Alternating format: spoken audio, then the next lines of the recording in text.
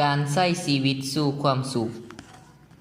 ถ้าอยากมีความสุขก็จงเศร้าเปรียบเทียบตนเองกับคนอื่นพระพุทธเจ้ากล่าวว่าท่านจะพบความสุขได้ก็ต่อเมื่อห้ามหยุดเศร้าเปรียบเทียบตนเองกับคนอื่นในโลกนี้บ่มีคนใดคือกันหมดย้อนคนเฮาเกิดและดำรงชีวิตอยู่ในสถานการณ์และสภาพแวดล้อมที่แตกต่างกันจึงเฮ็ดให้คนเฮาแตกต่างกันรวมทั้งความรู้ความสามารถและความสำเร็จก็จะแตกต่างกันจึงเฮ็ดให้ท่านบ่คือไผและบ่มีไผคือท่านฉะนั้นจงหยุดเศร้าเปรียบเทียบตนเองกับคนอื่นย้อนท่านมีดีอยู่ในตัวที่บ่มีไผเป็นคือกับท่านจงมีความสุขกับสิ่งที่ตนมี